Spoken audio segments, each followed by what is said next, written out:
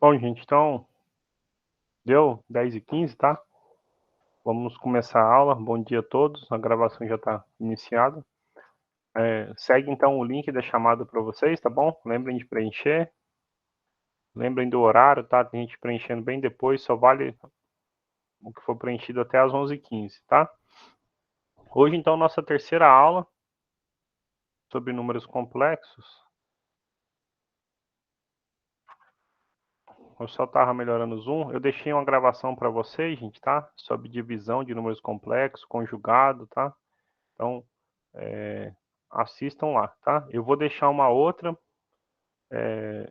essa semana, não só para vocês agora, mas para as 3 turmas, porque senão a gente não consegue avançar com o conteúdo e a gente já precisa combinar uma data de uma prova, tá? Semana que vem temos um feriado, então a gente não tem aula, né? Feriado na terça-feira, mas essa gravação não tem nada com de feriado de terça-feira. Provavelmente eu vou ter que deixar outra gravação para vocês por conta do feriado, tá? Hoje à tarde que eu vou deixar a parte de multiplicação e divisão na forma trigonométrica. Dependendo se o vídeo não ficar muito longo, eu já complemento o que seria a aula da semana que vem, tá? Se ficar longo, aí eu divido isso na outra gravação para até particionar o que vocês vão assistir, tá bom? Então, hoje nós vamos falar sobre a representação geométrica dos números complexos, que é o famoso plano complexo, e a forma trigonométrica de um número complexo. Eu estou num local improvisado ainda. Tá horrível.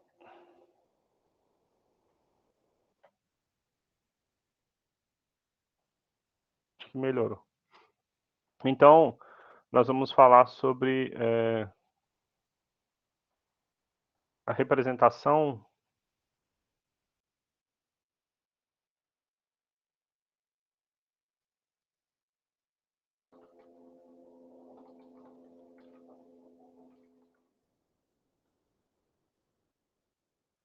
que nós chamamos de plano complexo.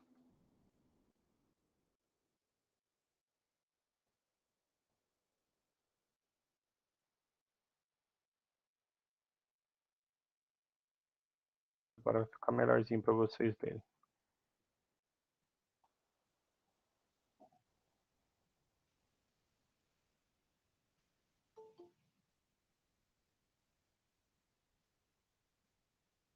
Ok? Então, hoje é nosso terceiro encontro síncrono, tá bom?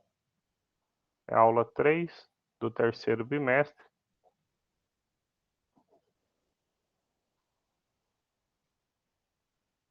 Data de 26/10/2021. Então, nós aprendemos que o número complexo, a gente só para lembrar, então, o número complexo Z, ele é da forma A mais BI. Este A nós chamamos a parte imaginária, ou perdão, a parte real, e o B a parte imaginária. Nós vimos também que os números complexos, eles compreendem todos os números que a gente conhece, tá bom? Os reais e os seus subconjuntos, como os naturais, os inteiros e os racionais. Tinha dito, então, que os números complexos passam a ser aceitos apenas quando o Gauss entra na jogada e faz uma representação deles por meio geométrico, a representação geométrica. A gente chama de plano complexo. Em alguns lugares também, como por exemplo o livro de vocês, isso é chamado de plano de Argand-Gauss, tá? E que as propriedades algébricas de soma de números complexos, subtração de números complexos, por exemplo, elas são respeitadas de forma geométrica nesse plano, assim como, por exemplo, vocês aprendem lá em física, como que soma vetores, a regra do paralelogramo, não sei se vocês se lembram, ó, tem um vetor, aí você quer somar com outro, você coloca uma setinha no outro e pega a resultante, certo? Se um vetor tem coordenadas A e B e o outro tem C e D, o vetor, perdão, esse segundo tinha C e D, então a soma tem coordenadas resultantes A mais C, B mais D, certo? Isso acontece aqui no plano complexo. Eu não vou explorar essa representação, essa soma geométrica, porque a gente está interessado em propriedades algébricas, tá bom? Mas qual é a ideia da representação por meio de um plano complexo?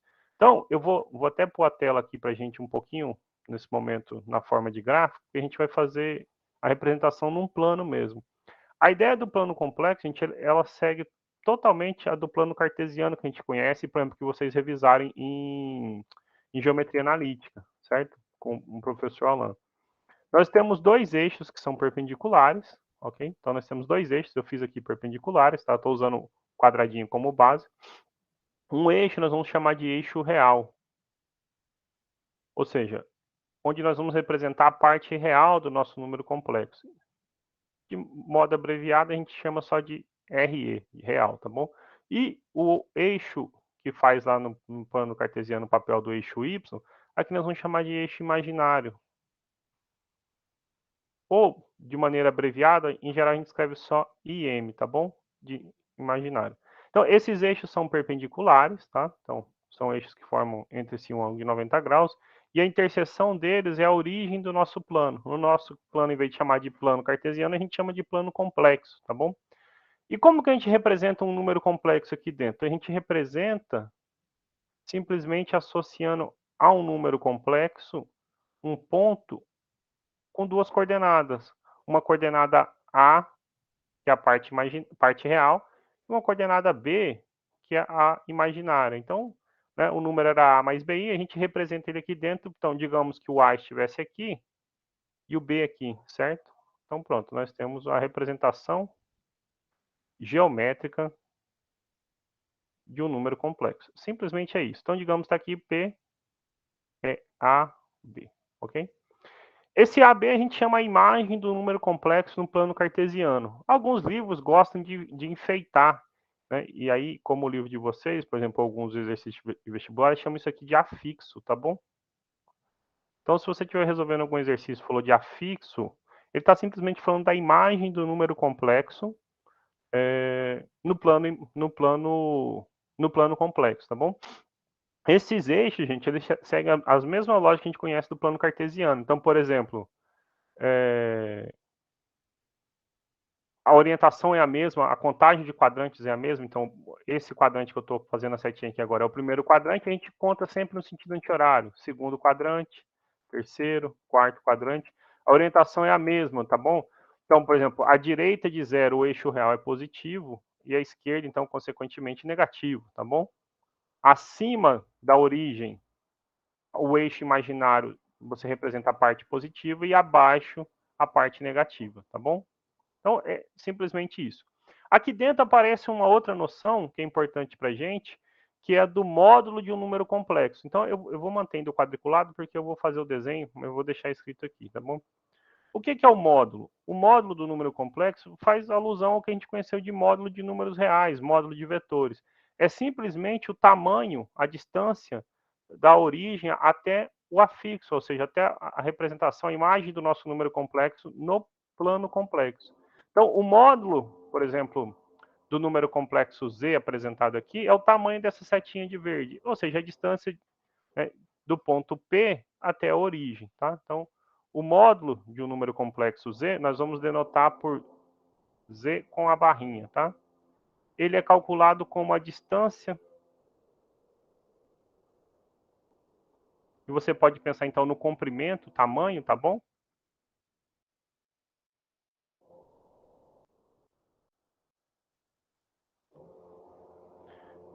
Ou tamanho, né? Fica feio escrever tamanho, ah, do ponto P, que tem coordenadas A e B, até a origem, no caso, ponto O, com coordenadas 0 e 0, ok? Bom, explorando aqui, eu já ponho um exemplo, mas eu quero explorar esse desenho um pouquinho mais. Se eu vou pegar uma caneta, então, preto aqui, e eu vou destacar, olha só.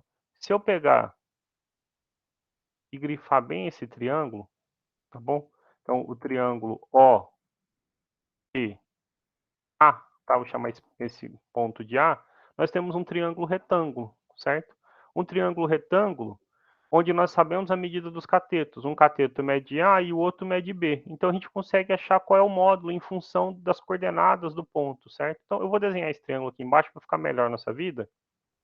Então imagina que está aqui nosso triângulo, né? Desenhei um pedacinho dele, vou desenhar o outro pedaço. Vamos imaginar que esse triângulo é retângulo, tá? Então aqui eu tenho O, o P e aqui vou chamar de A. Nós sabemos que OA mede A, aqui mede B e esse triângulo nosso é retângulo. Esse OP é justamente o módulo que nós estamos procurando, certo? Então, né, se nós sabemos que o Z tem coordenadas A mais BI, então o seu afixo, ou seja, sua imagem no número no plano complexo, tem coordenadas A e B, o módulo de um número complexo fica então determinado em função de A e B. De que maneira? O módulo de Z ao quadrado, hipotenusa ao quadrado, teorema de Pitágoras, certo? É a soma dos quadrados catetos. A ao quadrado mais B ao quadrado. E eu posso usar Pitágoras porque esse é um triângulo retângulo, certo? Então, o módulo de Z, gente, ele é simplesmente a raiz quadrada de A ao quadrado mais B ao quadrado, tá bom? Vou voltar aqui um pouquinho, porque nesse vídeo que eu deixei gravado para vocês, eu falei sobre o conjugado de um número complexo. É importante que vejam, tá? Então, se você tem um número complexo Z,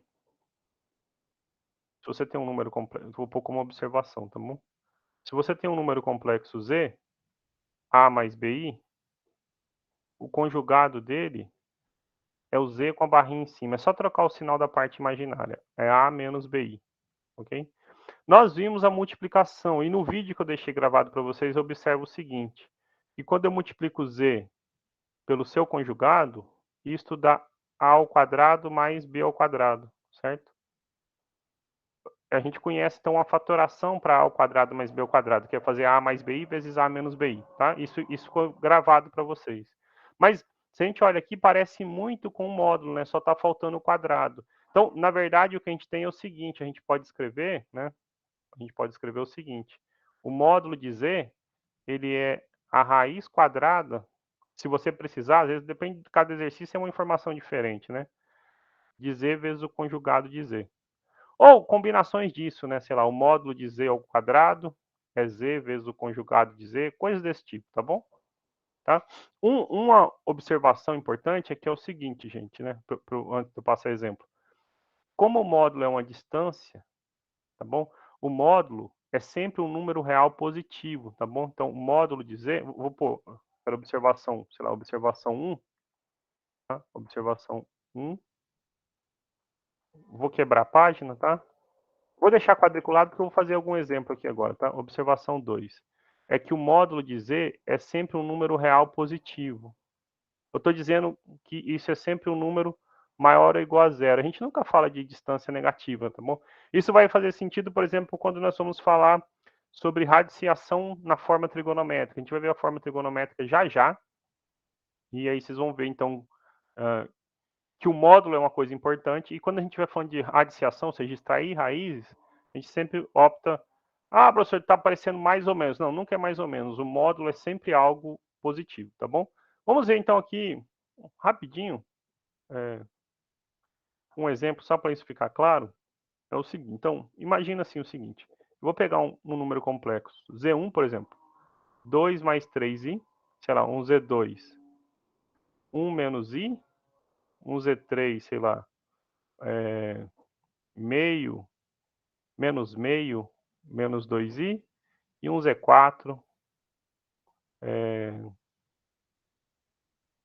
faltou essa combinação, então, sei lá, menos raiz de 2 mais 2i, por exemplo, certo? Eu usei duas vezes 2i, por favor, pôr, sei lá, i, por exemplo, ok? Então, se a gente quiser fazer a representação geométrica, a representação geométrica desses números complexos no plano, vou fazer todos num único plano, tá? Até para economizar espaço e tempo aqui. Então, eu vou marcar os pontos, os afixos correspondentes. Esse primeiro tem coordenadas 2 e 3. O segundo tem coordenadas 1 real e menos 1 imaginário. O terceiro tem coordenadas ambas negativas, menos meio e menos 2. E o quarto tem, sei lá, eu escolhi aleatório, menos raiz de 2 e 1, tá? Então, é só que aqui a gente percorre todos os possíveis, tá? Claro que você pode ter combinações, você poderia pensar assim mais, sei lá, num Z5 aqui, tá? 2i, como é que eu represento esse, gente? O ponto que ele vai estar associado tem parte real 0, então é 0, 0 e 2. No caso. Eu botei 2 várias vezes, né? Vou pôr o 5 mesmo, então aqui. 5i. Ele tem coordenadas 0 e 5, tá? Ah, se fosse um número real, professor, então, sei lá, fosse o número 2, tá? Então, o P6 ele tem coordenadas 2 e 0. Ele tá no eixo real, o eixo que contém os números reais, tá bom? Eu vou pôr isso aqui para explorar esse exemplo aqui, que eu vou fazer depois a forma trigonométrica dele. Vou chamar de, então, o Z2 conjugado, tá? O que é o Z2 conjugado? É só trocar o sinal da parte imaginária. Então, se era 1 menos i, fica 1 mais i, tá? E qual é, então, o ponto associado? Eu vou pôr a barra em cima, tem coordenadas 1 e 1. A gente pode montar agora isso aí num plano complexo, tá? E marcar esses pontos só para ficar claro. O que importa mesmo é a representação, a forma trigonométrica que a gente vai falar na sequência, tá bom? Então, vou fazer um plano bem grandão aqui, para caber todas as nossas necessidades. Eu imagino que a gente tenha. Acho que é o suficiente, tá bom? Ficou até para baixo um pouquinho, mas dá para entender, né? Então, assim, ó. Opa, setinha não. A origem, a parte real e a parte imaginária. Se a gente olha para o nosso primeiro complexo, então ele tem coordenadas 2 e 3, tá bom? Então eu vou deixar tudo pontilhadinho aqui. Então,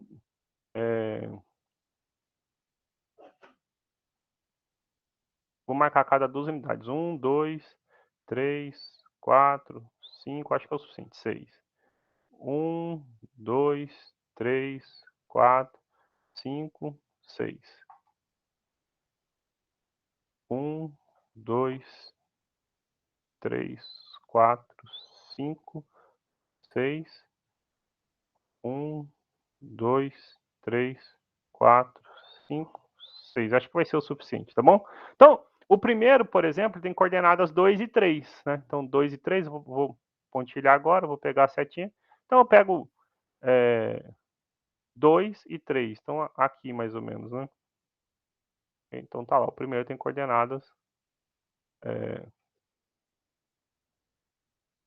2 e 3. Foi o ponto que nós chamamos de P1, certo? Então, 2 e 3. Okay? Então, por curiosidade, né, gente? Né? Então, assim, eu vou manter esse de azul. Se eu quiser saber qual é o módulo dele, né? Qual é o módulo desse 2 e 3? Simplesmente eu preciso calcular esse tamanho. Claro que você pode decorar a fórmula que está aqui, tá? Pode decorar a fórmula, não há problema nenhum. Mas se você lembrar que basta usar Pitágoras, gente, você quer saber esse tamanho aqui, ok? Acho que é mais simples, tá bom? Mas se você, então, até aproveitando esse espaço, né? Então, qual é o módulo do primeiro vetor, do primeiro número complexo, Z1? Ele é a raiz quadrada, então, de 2 ao quadrado mais 3 ao quadrado. 4 mais 9, 13. Então, pronto, é raiz de 13. Esse tem comprimento, então, aqui, raiz de 13, tá? Se você quiser deixar mais claro ainda, você põe assim, ó, Z1, né, o módulo de Z1 igual a raiz de 13. Fica ruim para escrever, eu vou escrever só desse primeiro, tá? Senão depois fica bem carregado aqui, nosso desenho fica muito poluído. O segundo, então, sei lá, vou fazer na cor vermelha, por exemplo. 1 menos i, tá? 1 menos i. Então, se eu penso no 1 menos i, então o x, né, é 1, a parte real é 1 e a imaginária é menos 1. Então, eu estou olhando para esse pedacinho aqui de baixo, né? Vou pontilhar de novo. 1 menos 1, tá bom? E acho que fica melhor escrever esse 1 para cima aqui. Por isso que eu falei, fica muito poluído. Acho que eu nem vou fazer todos os exemplos, não. 1 menos 1. Ok? Então, tá lá a representação do ponto do P2, tá? Vou deixar redundante aqui, 1 e menos 1, repetindo. E aí, então, o exercício para vocês é representar o restante, tá? E calcular os módulos, tá bom? Vou calcular só mais esse módulo aqui, senão também fica muito repetitivo, tá bom? Então, qual é o módulo do nosso segundo número complexo, certo? É a raiz quadrada de 1 ao quadrado mais 1 ao quadrado, né? Na verdade, menos 1 ao quadrado, mas não muda nada. Então fica a raiz quadrada de 2, tá bom? Então pronto. Nem cabe aqui no meu desenho, o resto vocês representem, tá? Ah, se houver uma dúvida, por exemplo, né? Então, vou fazer de verde o Z5 aqui, aí eu já passo para o que importa, que é a forma trigonométrica, tá bom? Como que você vai representar esse Z5? Então, 5i, gente, ele tem 0 e é 5 na unidade imaginária. Então, 4, 5. Pronto, tem 5. Ah, qual é o ponto? O ponto tem parte real 0 e parte imaginária 5. Então é esse ponto, ó, ok? É esse ponto, tá? 0, 5. Esse é a representação do Z5. Quanto é o módulo, né, gente? A gente nem precisa falar do módulo desse número, né? Porque o módulo ele dá a noção de distância até a origem, né? Visualmente, a distância é 5 unidades, ele tem que ter módulo 5, né? Se você aplicar a fórmula que a gente aprendeu lá, né, então eu vou fazer o desenho aqui, o módulo é esse pedacinho de verde, tá? O módulo desse nosso vetor tem que ser 5, né? A fórmula não pode estragar a nossa noção de realidade, né? Se você aplicar a fórmula, então, aqui, né, sem fazer esforço, você vai ver, ó, é raiz quadrada de 0 ao quadrado, né, que a primeira coordenada é 0, mais 5 ao quadrado. Então, fica a raiz quadrada de 25. Já vou pôr aqui, então, 5, tá bom? Então, atende a nossa expectativa. O restante vocês colocam, tá? Façam aí, tá? Com isso, então, eu vou passar, vou quebrar a página e momentaneamente eu vou voltar então para o papel normal aqui, tá? E aí eu vou falar então da representação trigonométrica de um número complexo, tá bom? Alguma pergunta até agora?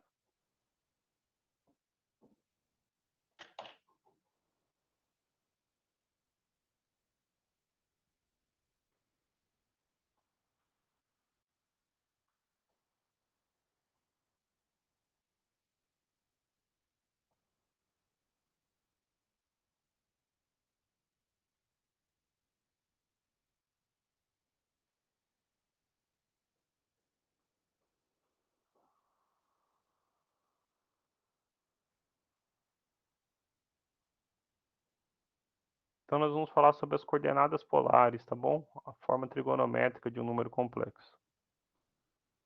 Bom, o, o que... Fica melhor assim. O que a gente viu aqui na representação geométrica é o seguinte: um número complexo tem coordenadas, né, dado por A mais BI, ele pode ser representado geometricamente em função de duas coordenadas cartesianas, coordenadas algébricas dele, A e B, certo? Acontece o seguinte: nós vamos conseguir representar o nosso número complexo também em função de outros dois parâmetros, que é o que a gente chama as coordenadas polares, né? E aqui a gente dá o nome de representação de forma trigonométrica, que é o seguinte: uma delas é o tamanho deste vetor, ou seja, o módulo do número complexo. E a outra que aparece aqui, gente, talvez, né, a gente não tenha se perguntado, mas é o seguinte: olha, eu tenho um triângulo retângulo, certo? Então eu estou pensando o seguinte: olha, esse vetor ele forma um certo ângulo com o eixo real, ok? Então, é uma forma da gente passar a representação de um número complexo que tinha dependência apenas das coordenadas cartesianas, ou seja, as coordenadas algébricas, para algo que dependa de outros dois parâmetros, que são o módulo, ok? Então, vai depender do módulo e do ângulo, ok? Esse ângulo, na verdade, a gente não chama de ângulo aqui, nós vamos chamar de argumento, tá bom? Mas é o ângulo que ele forma com o eixo real, tá bom? Então a gente vai escrever um número e a princípio vai falar assim: ah, professor, mas vai aparecer um seno e um cosseno, vai aparecer um ângulo e vai dificultar a vida. E na verdade a gente vai ver o seguinte: quando a gente for multiplicar e dividir números complexos, isso melhora bastante a nossa vida. Mas isso aqui ele serve, por exemplo, para resolver alguns outros problemas. Não sei se vocês já se perguntaram, né?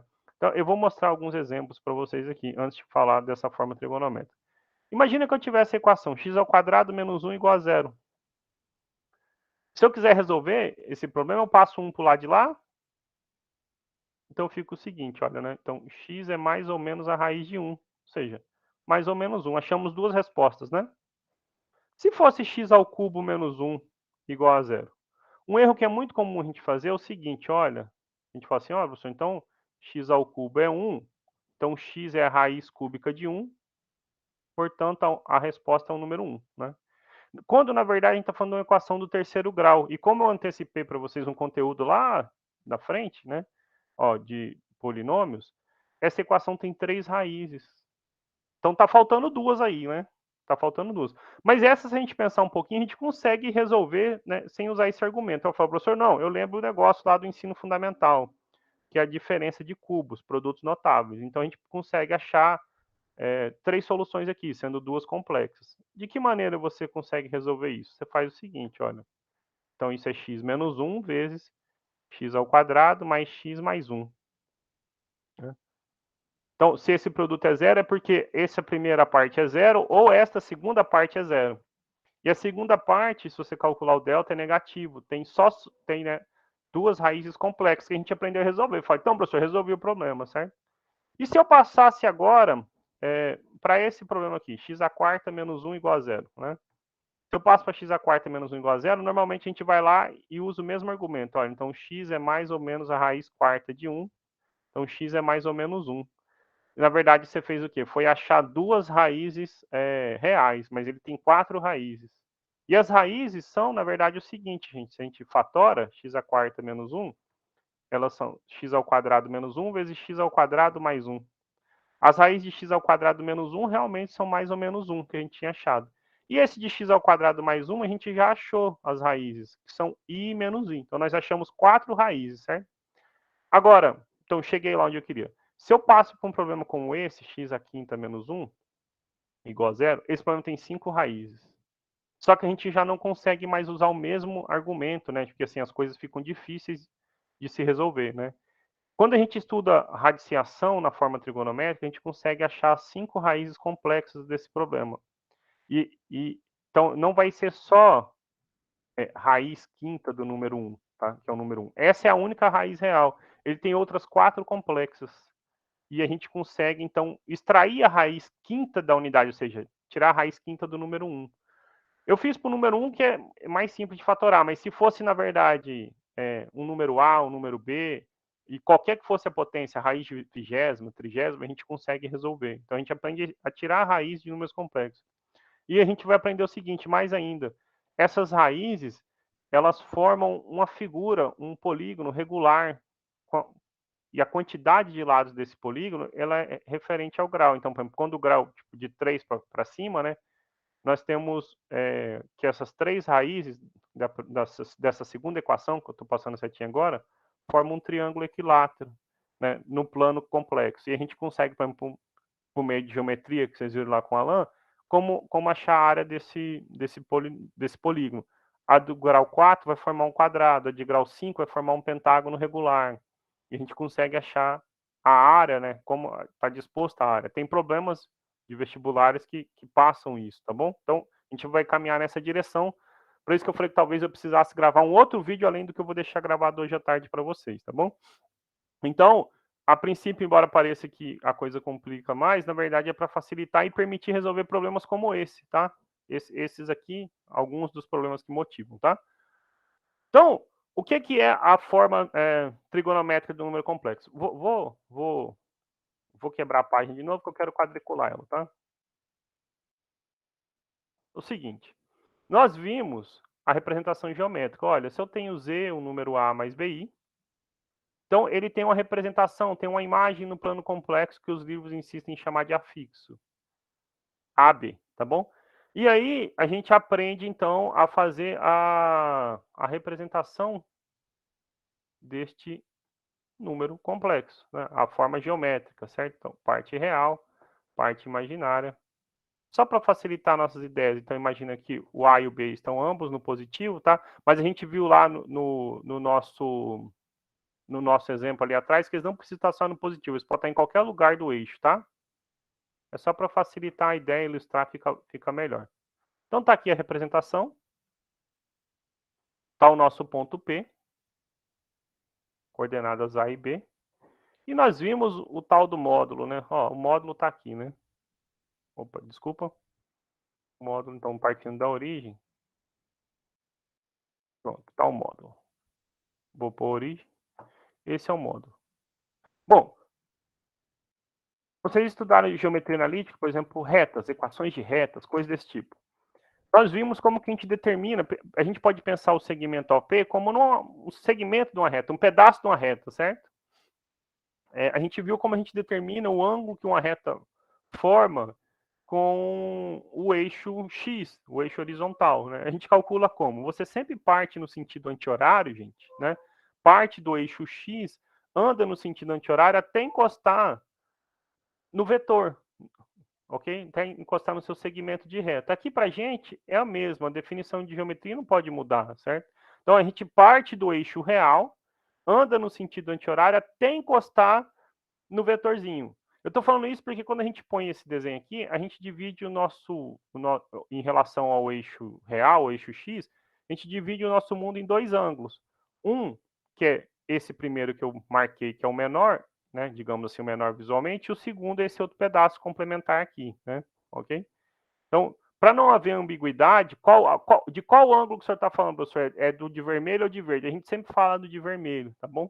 Então, a gente tem que ficar atento quando a gente está falando do ângulo no número complexo. Então, só para deixar isso claro, é o seguinte, olha só. Nesse primeiro exemplo que eu botei aqui para vocês, eu vou fazer para o de azul e para o de vermelho e vou manter a cor, tá bom? O ângulo para o primeiro, eu vou fazer mais aberto um pouquinho para vocês poderem enxergarem. Ó. Ele parte do eixo real até encostar lá, esse pedaço, certo? O segundo está de vermelho, né? Então, assim, eu vou fazer de vermelho. Ele parte do eixo real até encostar no vetorzinho. Então, estes são, né, θ2, digamos, e θ1. São os ângulos em questão, tá bom? A gente não necessariamente olha para o maior ou para o menor, a gente segue a regra. Sempre anda no sentido anti-horário, partindo do eixo real, até encostar no nosso módulo, tá bom? Eu vou deixar isso registrado, porque às vezes a gente fala, mesmo na gravação, não fica claro, tá? Então, o ângulo, né? Então, assim, informações sobre esse ângulo que a gente vai chamar de argumento. Então, a primeira coisa é que esse ângulo θ ele é chamado argumento de Z. A gente vai escrever arg de Z, mas então, é o argumento principal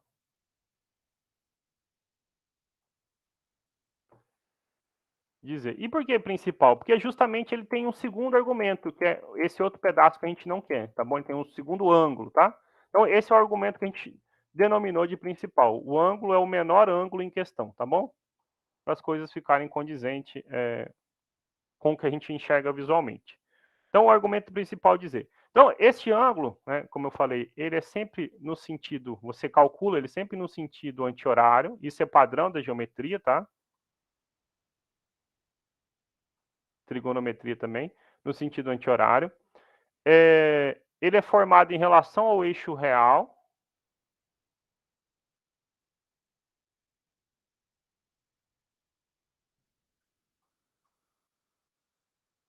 Ao eixo real. E aí eu vou deixar esse maneira informal, mas que ajuda vocês a lembrar, tá bom? Você sempre anda, então, no sentido anti-horário até encostar, aspas de novo, tá bom? No módulo de Z. Ok? Então é assim que você calcula ele, tá bom? O desenho de vermelho ilustra isso aí. O ângulo que a gente está falando é esse pedacinho que eu pintei aqui. Bom, outra coisa sobre esse argumento de Z. Então, a primeira coisa é que a gente sempre vai usar ele em radiano, tá bom?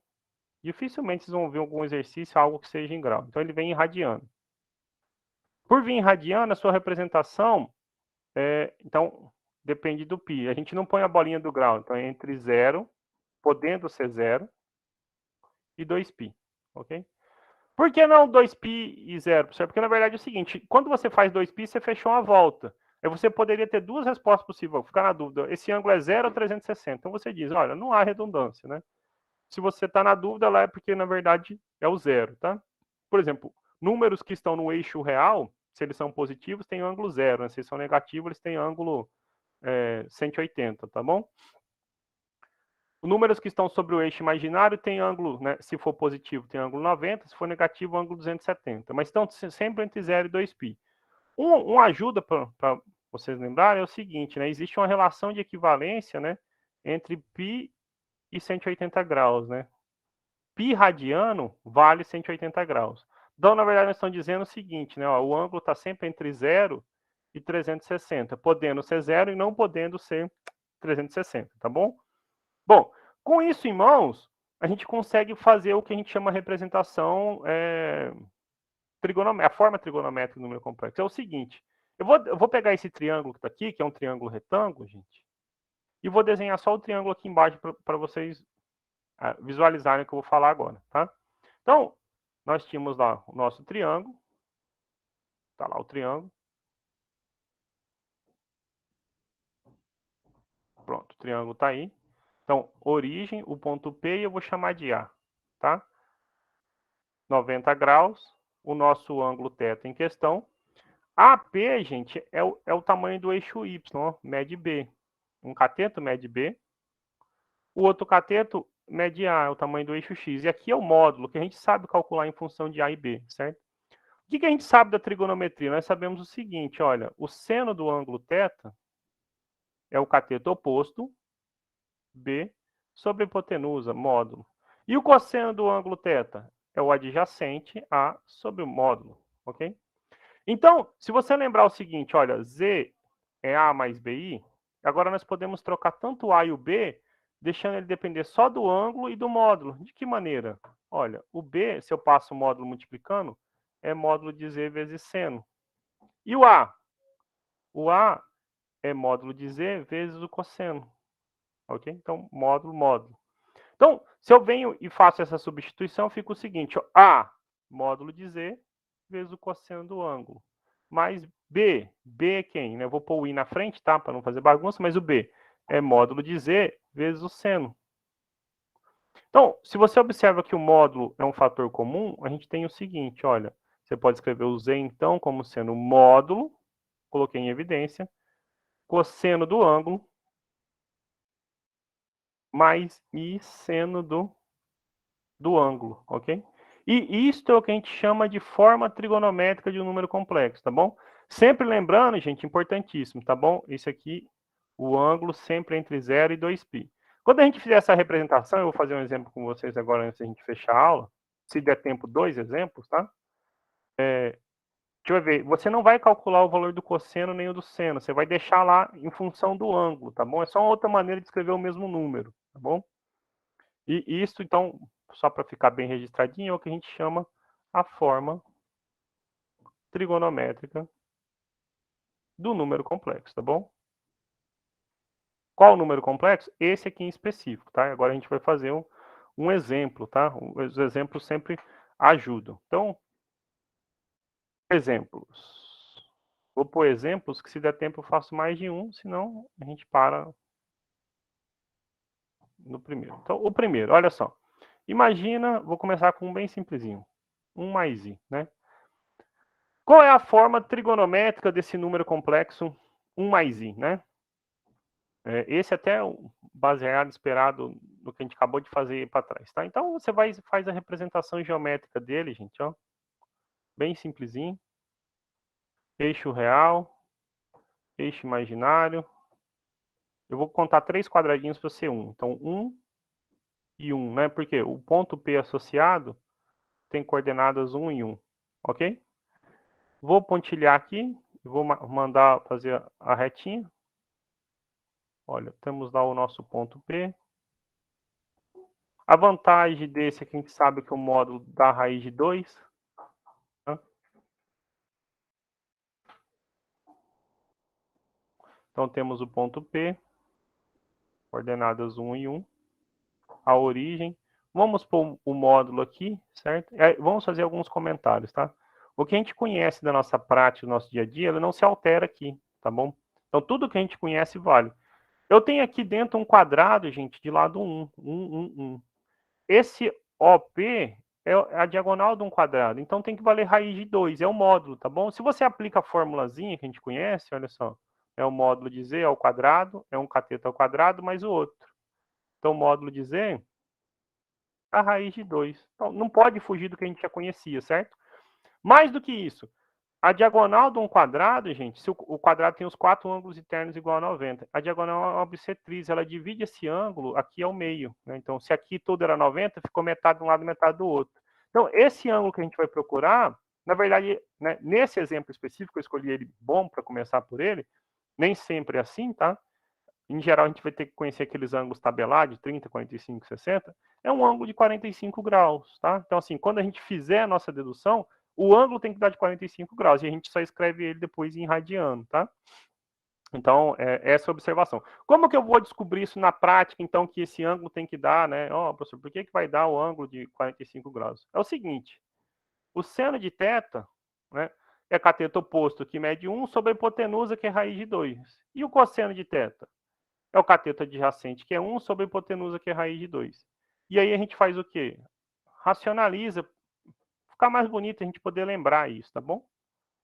Ok? Ninguém é obrigado a racionalizar. Às vezes nos exercícios de vestibular já vem aí o gabarito, você acaba sendo forçado a racionalizar. Em geral, a gente lembra que o seno e o cosseno de 45 dá raiz de 2 sobre 2. Então, por isso eu racionalizei aqui, tá bom? Mas então, seno e cosseno são ambos raiz de 2 sobre 2. Se você olha naquele tabeladinho, é 45 graus. Opa, aí como é que a gente transforma para radiano? Regra de 3, né, gente? Ó, π é 180, 45 é x. Agora, só um comentário.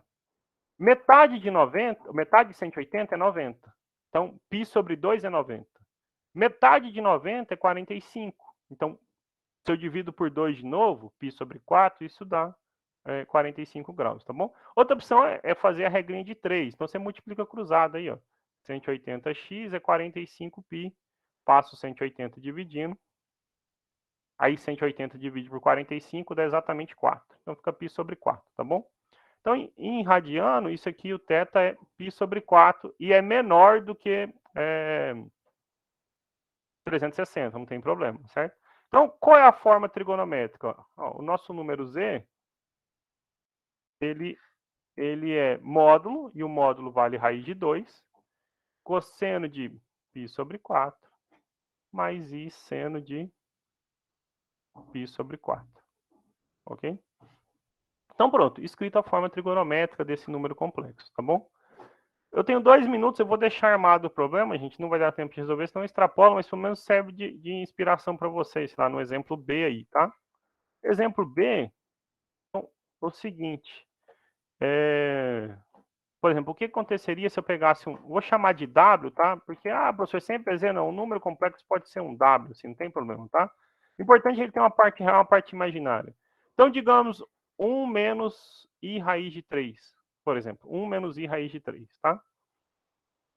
Então, primeira coisa, vamos fazer a representação geométrica, tá? Qual é o ponto associado a esse número? Então, tem coordenadas 1 e menos raiz de 3, certo? 1 e menos raiz de 3. Se a gente monta o plano aqui,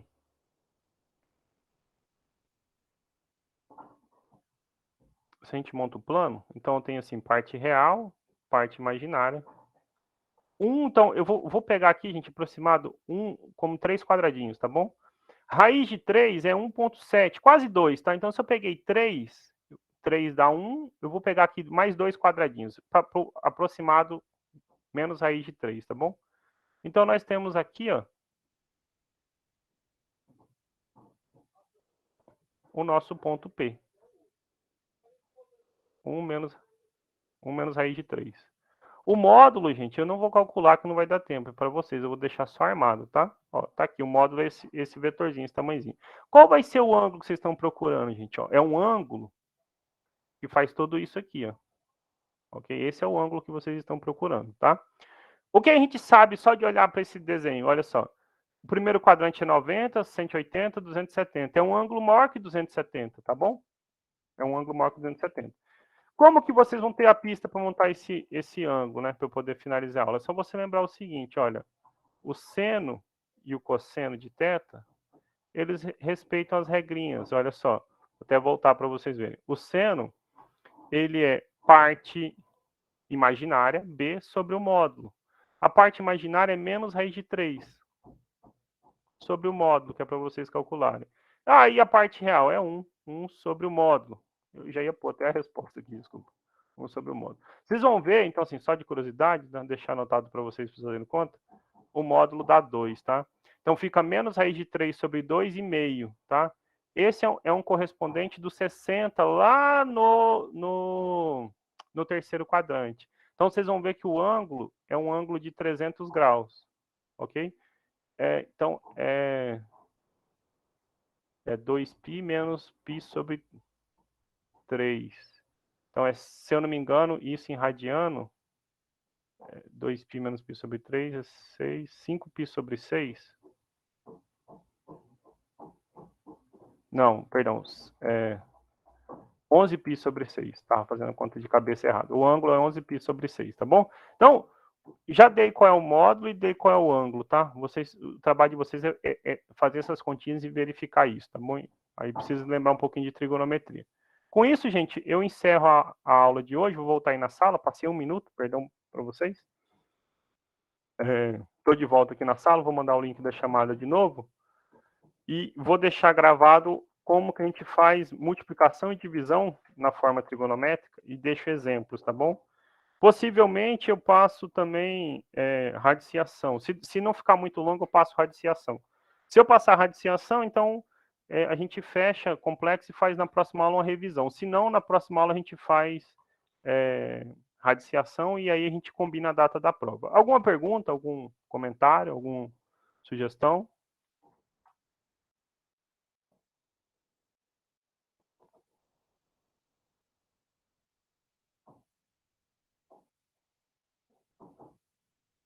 Nada?